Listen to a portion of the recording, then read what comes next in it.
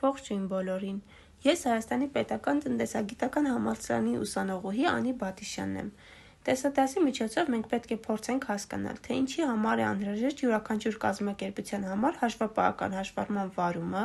եւ ինչ պարբերական տեղեկատվություն պետք է ներկայացվի կազմակերպության կառավարման օղակներին եւ ովքեր են համարվում այդ կարևոր օղակները։ Նախ հասկանանք, ինչ է իրենից ներկայացնում հաշվապահությունը։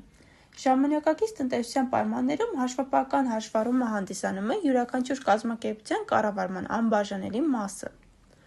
Այն ապահովում է տնտեսական գործունեության փաստերի գրանցում, դասակարգում եւ համախմբում։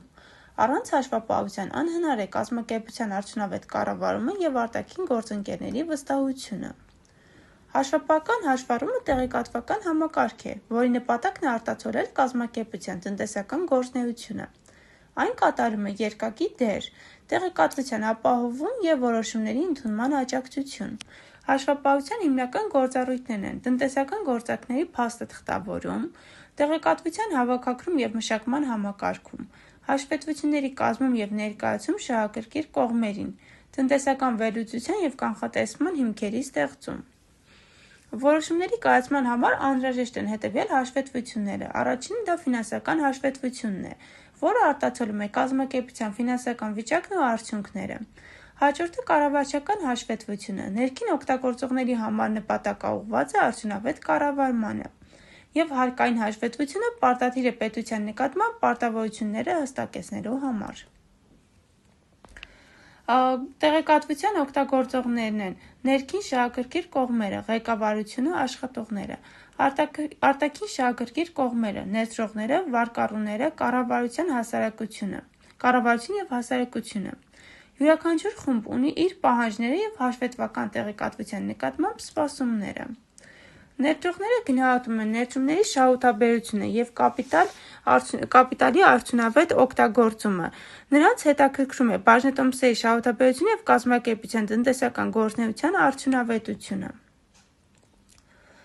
Հաշվետվությունների միջոցով որոշում է ներդրումային ռիսկի մակարդակը։ Հաջորդը դա աշխատողներն են եւ վարկատուները։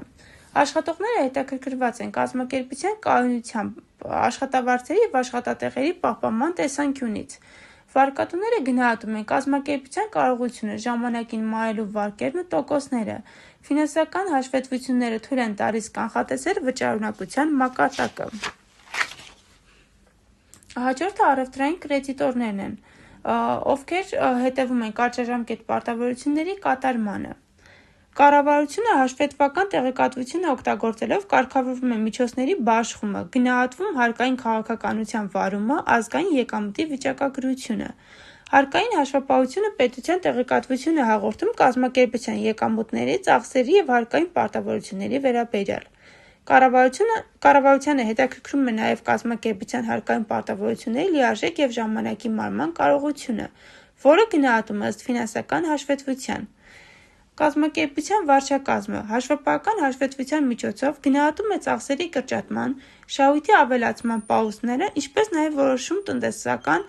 ռազմավարություն ու տեսանելի ապակայում։ Այսպիսով, նրանք հանդիսանում են կազմակերպության կառավարչական որոշումներ ընդունող կարևոր օղակները, ում պետք է ներկայացնենք համապատասխան հաշվետվությունները։